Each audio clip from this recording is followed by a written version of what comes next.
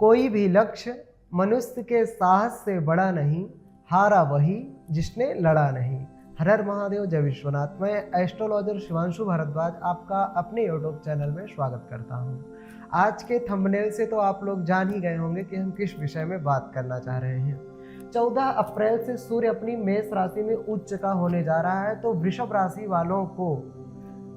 राशि वालों के लिए क्या फल देगा। थंबनेल में आप समझ गए होंगे कि आज आपको सावधानी बरतने की जरूरत है। 14 अप्रैल से 14 मई तक आपको सावधान होने की जरूरत है।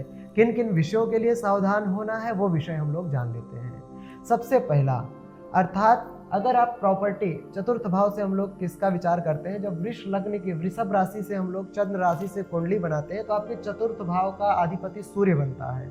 और कुंडली में 6, 8 और 12वें भाव अच्छे नहीं माने गए हैं। आपका सूर्य 14 अप्रैल को 12th हाउस में चला जाएगा, 12वें भाव में चला जाएगा। तब आपको किस चीज़ों से सावधान होना है, इसका ध्यान देना है। तो सबसे पहले हम लोग को प्रॉपर्टी के, अर्थात अगर आप 14 अप्रैल से 14 मई के बीच में अगर आप कोई प्रॉपर्टी लेने का सोच रहे हैं, विचार कर रहे हैं, तो उसके लिए आप सावधान हो जाइए। कहीं भी आप अगर नया पैसा आप फंसाना चाह रहे हैं ज़मीन जायदाद से संबंधित कार्यों के लिए, तो इस समय मैं आपके प्लैनेट्स के अकॉर्डिंग यही सजेस्ट करूंगा कि आप इस समय पैसा ना फंसाएं, वहाँ पे आप पैसा इन्वेस्ट ना करें, क्योंकि अभी उस पैसे को फंसने के चांसेस बन सकते हैं, बन रहे हैं, उस समय बन जाएंगे। तो इसके लिए आपको सावधान होना है। और आपको ज़्यादा यह कोशिश करना है कि ज़्यादा लोगों से जनसंपर्क नहीं रखना है।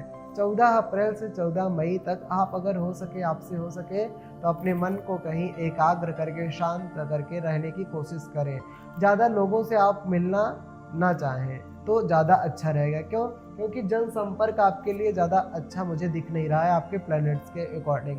कहीं ना कहीं आपसे कोई ऐसे बात हो सकती है कि जो आप ना चाहें तब भी लोगों को बुरी लग जाए, जिसके कारण आपका बनते बनते काम बिगड़ जाए। इसके लिए आप ज़्यादा लोगों से मतलब ना रखें, अपने काम से काम रखें। जो लोग राजनीति कर रहे हैं, जो सोशल वर्क कर रहे हैं, उनको भी बहुत सावधान रहने की ज़रूरत है कि अपने द्वारा किसी को कोई भी बात बुरी ना लगे। इस बात का विशेष ध्यान देना है।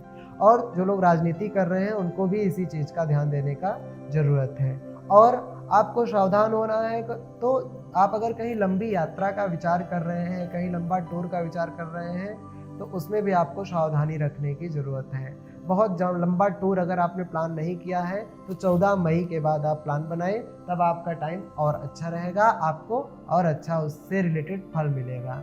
और अपने जो बहुत करीबी लोग हैं उनसे भी आपको सावधान होने की ज़रूरत है। आपको आपके साथ विश्वासघात भी हो सकता है। अपने ही होते हैं जो घात देते हैं, और पराये जो होते हैं वो तो ठोकर लगने के बाद भी क्षमा मांग के, सॉरी बोल के चले जाते हैं। तो अपनों से भी बहुत सावधान होने की ज़रूरत है 14 अप्रैल से 14 मई तक। और आपको अपनी माता, चतुर्थ भाव से माता का भी विचार किया जाता है, तो आपको अपनी माता का भी ध्यान देने की ज़रूरत है। मैं आपको उपाय भी बताऊंगा लेकिन वीडियो के अंत में। और जो हम लोग विचार करेंगे, इस महीने आपको ज़्यादा सुख लेने की ज़रूरत नहीं, बहुत ज़्यादा सुख के पीछे ना भागें। यह आपका 14 अप्रैल से 14 मई तक का जो टाइम है, इसमें आपको मेहनत भी अधिक पड़ सकता है। मैं आपको कुछ उपाय सजेस्ट कर दे रहा हूँ। अगर इन सब चीज़ों से आप बचना चाहते हैं, तो अगर आपसे हो सके तो आप एवरीडे मॉर्निंग के टाइम में एक तांबे के लोटे में जल भरकर लाल रोली मिलाकर भगवान सूर्य को अर्घ प्रदान करें। मॉर्निंग में उठकर आपके सूर्य प्लैनेट बलवान होंगे और आपको पॉजिटिव रिजल्ट देंगे। आप ऐसे ही हमारे साथ बने रहें, आपको बहुत कुछ अपने जीवन से जुड़ी चीज़ें ज्योतिष के माध्यम से मिलती रहेंगी। हर हर महादेव।